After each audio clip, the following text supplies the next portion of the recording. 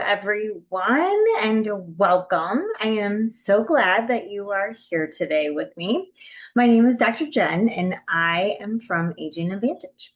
And today we're going to be sharing an educational opportunity with all of you that is so cool and just near and dear to my heart. I love this topic. And it's about the benefits of low impact outdoor sports for seniors and disabled people. It's just something that, I think as we age, right? Or especially people that have any kind of like disability, we kind of just rule those things out again. It's like a lot of people, I think, just kind of get to the point where it's like they're just trying to manage their, daily life kind of in daily routine and forget about how and ways and like creative ideas and things like that they can do to engage in healthier like outdoor activities and being able to enjoy some of the activities that they used to maybe when they were younger, but like how do they continue to do that as they age, like in a healthy, fun way. And so today we're going to be doing a little deep dive into some different options and different ways that someone, can engage with some of those different activities. What are some of those different activities? And how can some of those different activities help to improve us live a healthier, more active, more connected, fulfilled life? And again, like at every like ability level, you can still pretty much engage with these types of activities, which I love. So anyways, Aging Advantage, who are we? So we are a non-for-profit organization, and we help really to support the people in the St. Louis area and also the surrounding area. And we do this through non-for-profit grants that we get and donations as well. And through that, we're able to partner, with really cool and just really, really fascinating and supportive different companies around the area to be able to provide, again, like just different educational opportunities for all of you to really continue to have that self-resilience and self-care and helping you all like try to live as, independently as possible. And also though, again, care for one another and just really stay connected and to really combat, the effects of post-pandemic situations like isolation, housing, food insecurities, et cetera. And, here in the St. Louis area, as a lot of you know as well, unfortunately, we had a very, traumatic tornado experience almost a year ago. And so that also has impacted a lot of people as well. So we just really want to, again, just kind of bring the focus back to how do we, create that confidence and help you guys really to be able to like live a fulfilled, engaged, meaningful, purposeful life. And so today, like I said, we're going to be talking about, outdoor sports and just all the different activities and things that there are, which is really cool. So, I think whether you're a senior looking for, gentle ways to try to stay active, or you're living with a disability, and, maybe wondering what outdoor activities are actually like accessible to you. Or again, maybe you're a caregiver or a family member exploring options for someone that you love. This session is absolutely for you. So I'm going to talk about why outdoor activities matter, the health and wellness benefits they can offer, which are immense, by the way. And then we're going to dig into some of those specific kind of activities like hunting and fishing, golf, and several other low impact options, along with practical ways to make them accessible. So let's get started. So let's start first with why outdoor activities matter. Okay. And let's begin really by talking about this topic and why it even like deserves our attention in the first place. So when we stop and pause and think, like over 30% of seniors report declining physical activity levels as they age. And so that decline impacts their overall health and well-being in significant ways.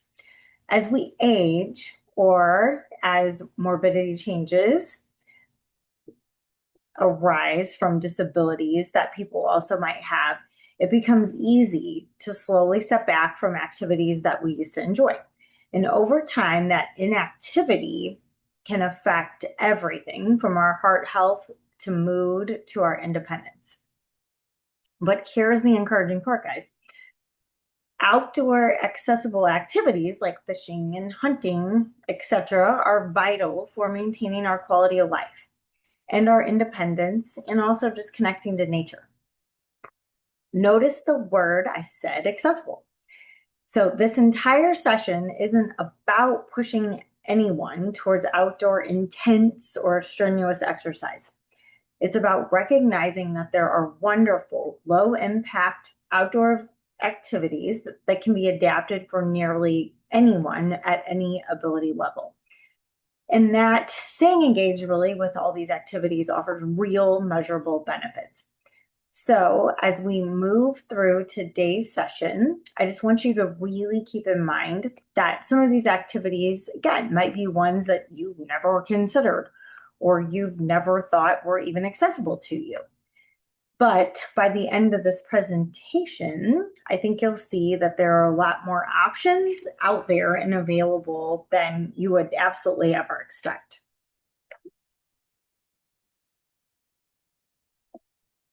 Let's talk about the specific health and wellness benefits that low impact sports can offer. First is going to be obviously your cardiovascular health up here in the top left. So low impact exercises improve heart health without strain. You don't need to run a marathon to benefit your heart. So gentle, sustained movement done consistently supports cardiovascular function in a sustainable, joint-friendly, as we age. Joint-friendly is important, as we all know, but joint-friendly way. So second, immune function boost. So, getting outside and being in the fresh air and nature helps to, expose us to all kinds of, like, again, you're getting sunlight, you're getting vitamin D, all the things, but really can help to then support healthy immune resilience. So there's something genuinely restorative too, I think personally, mentally, again, and just, from like for some people, even, like spiritual kind of standpoint too, about having that sunlight and the fresh air and then just the natural surroundings and all the greenery, maybe, water's involved, etc. But that can contribute to a stronger, more resilient immune system. Third is our favorite friend, joint mobility and strength also. So these activities enhance joint mobility and genuinely build muscle strength. Both incredibly important for us, as we know, as we age, to help us maintain our independence. And also, as we do that, it's going to help to strengthen our muscles and help reduce the risk of falls or injuries. It'll also help to cultivate our balance and also our coordination as well when we're doing some of these activities too. That's something absolutely to keep in mind. So, fourth is going to be that cognitive engagement. So sensory stimulation and focuses and sharpens our mental acuity.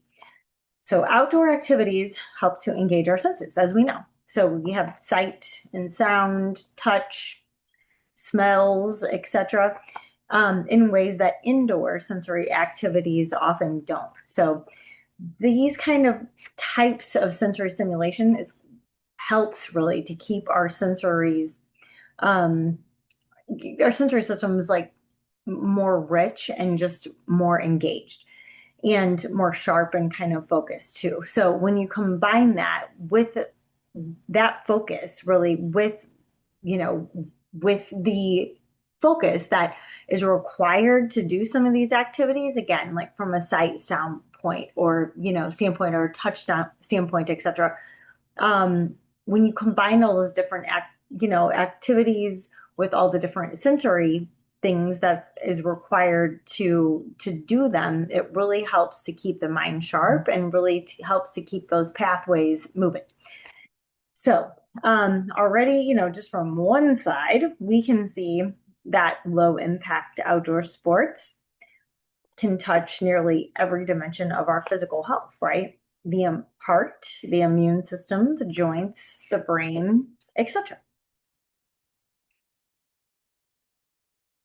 Now let's talk about something really important that I don't think gets enough attention sometimes, especially as we age or if we have, any kind of disabilities. And for me, I think that's really the social and psychological benefits of these activities. So, first, we're going to be reducing isolation. In group activities, like going out and doing some of these things, with like clubs or other people that share the same types of situations that you might as well, really helps to kind of foster those social bonds that those shared hobbies can give someone. So whether it's a fishing trip like with your family, can be like a golf outing, with friends, or again, guided hunting program that's like a structured program for seniors or disabled adults, etc. But these activities can really help to create opportunities for connection. Second, obviously, these things too can help alleviate stress. So calming natural settings help reduce anxiety and promote relaxation. There's a real science behind why time in nature feels good, because it can also genuinely lower stress hormones, and it can create a sense of calm as well for people. And for some people then too, it can help like decrease blood pressure and some of the other things that go along with that. So third, purpose and achievement. So purposeful engagements build self-confidence and also a sense of accomplishment. And I think this is also what is so just important about engaging in some of these activities too, right? Because think about the feeling of when you like catch a fish, when you have a fish, that bit the lure on the end of your line, and you feel the rod tip and your pole bounce down, and you feel that feedback in the rod, right? Like it makes you really, really, really excited, and you get that rush of like, whoa, yeah, you caught a fish, and you reel it in. And it gives you, that sense of joy and that sense of accomplishment, right? But same thing, like if you're golfing and you sink a putt, or even if you're just walking in nature and you complete a walk, maybe, or you go on a trail or a path that you didn't necessarily think that you could manage. So these moments really can build like real tangible confidence. And I love that. And fourth, lifelong learning. So you'll see that down here in the bottom right. So these activities really encourage adaptability and continuous skill development. And again, whether you're learning to cast a fishing line for the first time or adapting a familiar hobby that you've done a lot of your life to a new physical circumstance that you now have, there's always something new to learn. And that ongoing learning keeps both the mind and the spirit engaged. So beyond, again, the physical benefits we just covered, these activities offer something just as valuable, I think, at least, connection, that calm, that confidence, and also continued growth. Benefits of hunting for seniors and disabled persons. So let's talk about this, and let's kind of get specific with some of these activities. And first, we're going to start about hunting. And now I know, as we start discussing this topic, this might not be the very first activity that comes to your mind when we talk about seniors and disabled persons as outdoor activities that you'd think someone would engage in, or that you'd want to have, like yourself engage in as you get older. But hunting is really unique because it provides physical, mental, and social benefits tailored specifically like to this type of community. So let's walk through some of the key advantages. So first, you have to have improved focus. And also, as we know, if you have hunted at all, lots of patience. So that is key. We can all use a little practice and patience some days. Hunting also requires sustained concentration and like the persistence, right? And that helps us sharpen our mental acuity and promotes mindfulness also in those natural settings. There's a meditative quality for sure, also, like I talked a little bit about earlier, about sitting quietly and just observing your surroundings in nature and waiting with intention, right? We're practicing the waiting. And secondly, just gentle physical activity. So like walking up to the blinds, the hunting blinds, setting up the equipment and steady aiming, build core strength and improve your balance as well without high impact strain. So these are manageable, low strain movements that really can provide real physical benefit. And third, a sense of self-reliance. And I think this is also just key, especially to helping somebody feel more resilient and also feel more confidently independent. So successful planning and hunting is going to, also require that you're going to, like I said, be able to plan and kind of execute what, like what a hunting a hunting trip might entail. So, you need to plan for what you're going to be doing, plan what type of equipment that you might need, etc. And then being able to execute that is going to absolutely build confidence, like I said, independence, and also like a renewed sense of personal capability.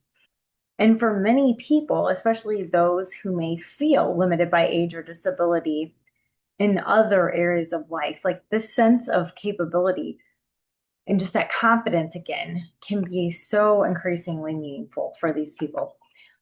Fourth, connection and tradition. I think this one is super fun. So hunting, fosters interrelational and intergenerational bonds. It helps to preserve, like I said, cultural traditions, and it also can create lasting memories with family and friends. For many families, hunting is a tradition that's passed down through generations, and adaptive equipment that now is available for seniors and disabled people makes it possible for them to continue participating in that tradition rather than stepping away from it. And this is just so beautiful. And again, as you see this picture here, obviously this person, is hunting, but there are a lot of different, again, kinds of technologies that they have available now to make it fun and safe, for the person who is doing the activity, and also, for the people around them that are going to be supporting them. And I just want to take note again today. There are so many different hunting programs that are adaptive, and again, types of equipment specifically designed to make these activities accessible. And we'll talk on that a little bit later in our session further.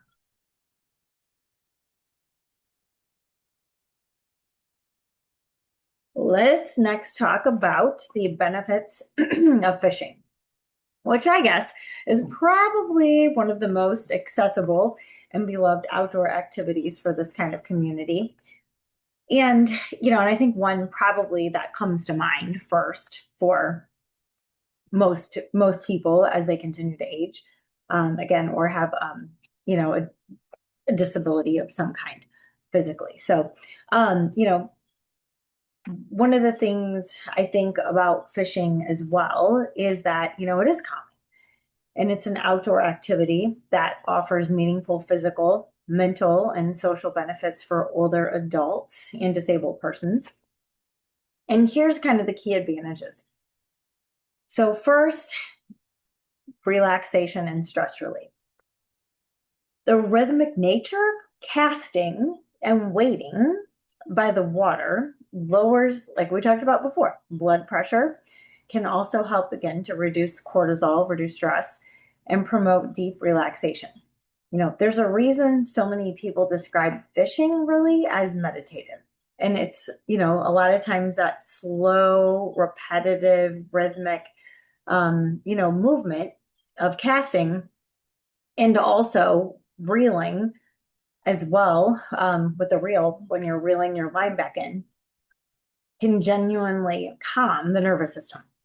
Second is improve motor skills. So casting and reeling again, and handling tackle, tying on tackle, etc., and also handling fish helps to really improve the hand-eye coordination, grip strength, and fine motor control, all in a very low strain type of a way. So these small repetitive movements offer real therapeutic value. Third, accessibility for all abilities.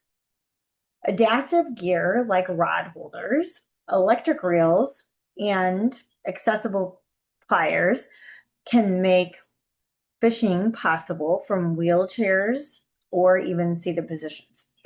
The other thing is a lot of fishing places do a really, really good job of having, different like platforms or concrete areas, etc., right next to either the lake, the pond, the stream, or something like that, or an area that's like, clear of grass and weeds and, all the things, so that someone can get, right up next to the water, which is really cool.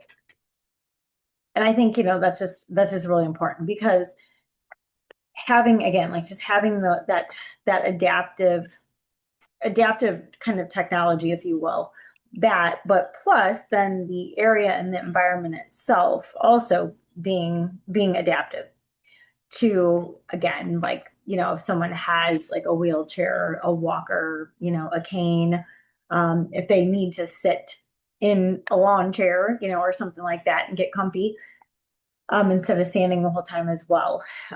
Those barriers now are kind of taken away. And it's just such an important point, because like fishing today really can be adapted in so many ways. Meaningful physical limitations don't really have to be a barrier in participating anymore. And, fourth, that social connection, right? So fishing outings can create opportunities, again, for bonding with family, friends, community groups, maybe different veteran groups, or different, groups that you used to be in, or different people that you used to hang around. It provides you a way for you to be able to all engage in a really kind of fun activity again, which helps to reduce isolation and also loneliness. So, whether, it's just a quiet afternoon with a grandchild or a larger community fishing event, this is what naturally brings people together. So if you're looking for a starting point amongst everything else that we're going to be discussing today, I personally think fishing can be one of the easiest and most welcoming activities to possibly try first. Now let's talk about golf. So golf was not originally, again, like an outdoor sport that I would previously have thought about, someone doing from a wheelchair or something like that. But absolutely now there is so many, again, just different types of adaptive things for people that it is absolutely a possibility. So, again, golf is one of those like low impact sports that can offer physical, mental, and social benefits for older adults as well, and disabled persons. And most importantly, again, with the adaptive equipment, like I was just saying, and also now they have accessible courses. Golf really welcomes participants of all abilities. So let's look at 3 key areas of benefit. So first, you have the gentle exercise. So walking the course can improve cardiovascular health, or if someone, again, is, in a chair or something, again, just getting out and about in nature also is great for them. But the cardiovascular impacts can be good if someone, still has the ability to walk. Also, swinging is going to build their core strength, right? Because you got to use all your muscles to do that. Also helps keep your flexibility and your balance all intact without really high impact strain. So even using a cart for part of the course, if you do that, it's fine. Golf still offers movement and engagement that really can benefit the whole body. So second is going to be mental sharpness, because again, kind of like what we talked about a little bit with hunting, right? You have to have that strategic thinking, that focus, and the planning. What club are you going to hit? How far does the ball need to go? What direction does the ball need to go, etc. And kind of that strategic thinking and focus in course management can really help the mind to stay engaged and support cognitive function over time. Golf isn't just necessarily physical. Like I said, it requires your planning, your decision making, and your sustained attention as well. You got to pay attention to where the ball went after you hit it, and then remember where the ball went after you hit it, which can offer real cognitive benefits. So, third, that social and accessibility part is, also key. So, there's adaptive carts, modified clubs, and different inclusive programs that can make golf like a social activity that really can reduce isolation for all abilities. Many golf courses today actually offer adaptive carts that allow players to swing from a seated position, along with modified clubs designed for different grip strengths and different ranges of motion. So, again, if golf is something that you really used to enjoy playing, or you've always wanted to try, I'd really encourage you, to look into adaptive golf programs in your area. They're way more widely accessible now than people really realize, I think.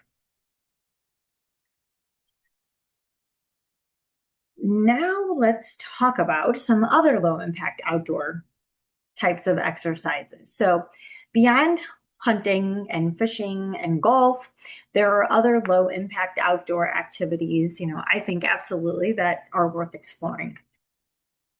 So these offer physical, mental, and social benefits for older adults, and they're gentle on the joints while keeping participants active and engaged. So let's go through like three more options maybe. So first would be like walking or hiking.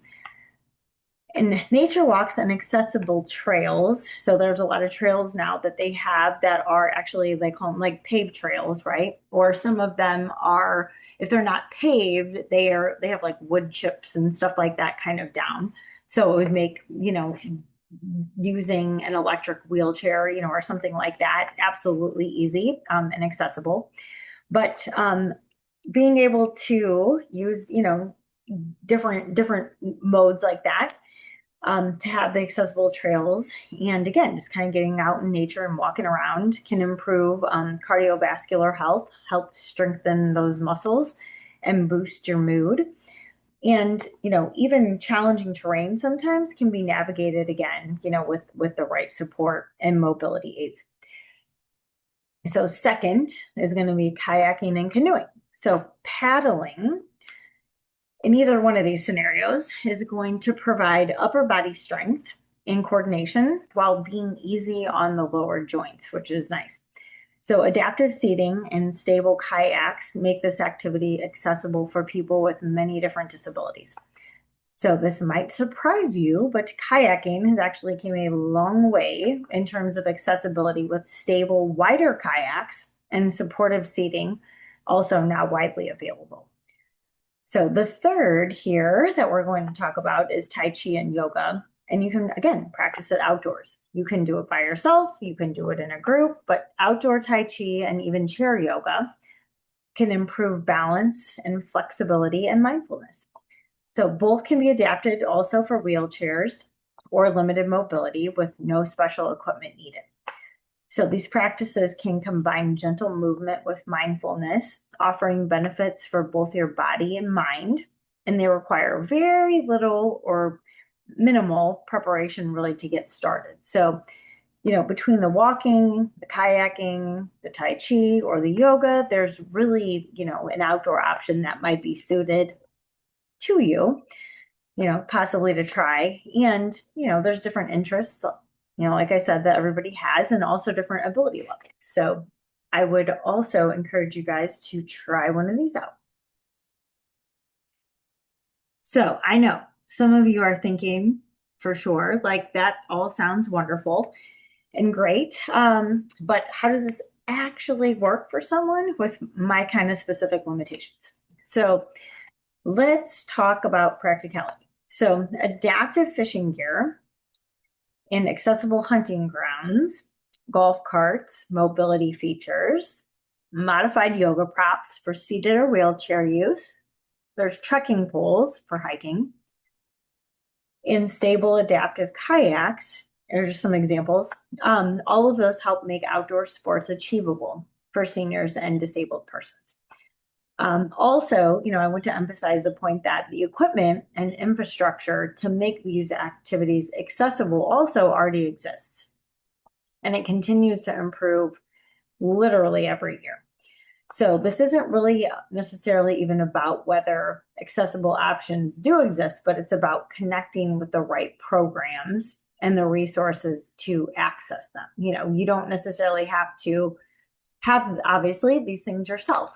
There's a lot of really incredible not-for-profit programs out there that can, you can go and participate in group, hunting days or group fishing days, etc. And they sometimes will bring like their whole, like a whole literally like truckload or literally like, covered big pull behind trailer full of like trail, like almost like ATV type of wheelchairs that have like, they're called like track wheelchairs, where the bottom, instead of it being wheels, it literally looks like a big triangle like track. Super cool. So, there's a lot of different things like that, that again, you don't have to necessarily like own all this stuff yourself or have all this stuff yourself whatsoever. You can connect, to some of these different guided community programs where they already have, the tailored safety equipment to ensure safe participation, which is awesome. Many of these programs are specifically designed to introduce seniors and disabled persons to outdoor activities, and again, like in a supported, safe environment, often with trained guides and adaptive equipment provided, like I said, on site. And also there's going to be a lot of times a community of other people sharing the same experience. And, I think that part also is just so impactful, like watching other people also go through the same experience that you're going through, and being able again to connect with people that it might be your first time trying to again like hunt or fish or something like that using one of these like track really cool wheelchairs. But you might be struggling with it a little bit, or again you might be a little bit uncomfortable, or you might be a little nervous or have some anxiety about trying it out for the first time. But again, like there's incredible guides that are embedded in all these programs, but also the people and the other participants, will be there as well to help give you the inside scoop and the tips and tricks that have worked well, for them or their family members, etc., on things that they've figured out over time, what works better, for them, or, types of equipment, etc. And so, I think just being able to share those experiences too with one another is just so impactful, as well, because, sometimes in the beginning, obviously, like as you start doing some of these new activities with some of the new kinds of equipment, you're kind of like the student, right? But I've seen so many times, like people over time then, keep coming and learn more and learn more. And they actually, the student, as they say, the student becomes the teacher, right? But the student, or the person learning the new activity over time really can become an expert and share that knowledge and that wisdom and just that inspiration with other people, that are new, that are coming into the program, and help to give them hope and a pathway for them to also be more confident and resilient and successful as well. So, my suggestion really, is going to be for you guys, start by just researching adaptive recreational programs in your local area. Many of them are going to be, through like state wildlife agencies, maybe like parks departments and disability organizations. But they all offer these kinds of programs exactly, often at very low or no cost at all, which is phenomenal. So I just want to, thank you guys. And as we close out today's session, I just want to leave you with an invitation. I would really like to encourage you to explore opportunities to support inclusive outdoor sports programs. Now, whether that means you participating yourself or encouraging maybe a loved one to try one of these activities, or you personally, again, supporting local organizations that make adaptive outdoor recreation possible in our community. Maybe that's your, volunteering to help in one of these programs. It can be absolutely beautiful and completely life-changing for someone and for their families. So let's quickly recap here what we learned today. So we talked about with outdoor activities, why it matters, again, especially if your physical activity, and it does, tends to decline with your age, how we covered the health aspect and the wellness benefits, our cardiovascular health, immune function, joint mobility, and kind of that cognitive engagement, keeping our brain strong and and again, learning new things, I think is key as we age. But we also talked about, social and psychological benefits as well, reducing the isolation, providing some stress relief, and also, a sense of purpose, and also lifelong learning, because you're going to need to develop new skills and tips and tricks and things like that as you age, to be able to continue doing these activities. And, and it's wonderful to stay engaged and stay doing them. So, and then we also explored looking at some different specific types of activities, right? So we looked at hunting, fishing, golf, walking and hiking, kayaking and canoeing, and even doing some Tai Chi or some yoga, along with adaptive equipment, right? And programs that make them actually accessible. So for further resources or collaboration, please feel free to reach out. We're always happy to help to connect you with local adaptive recreation programs that can help answer any other questions that you might have. And again, we're just excited to see you guys all out there trying some new stuff and, stretching yourself safely, right? Beyond the limits of, what you think that might not have been possible yesterday, but now today, that they are.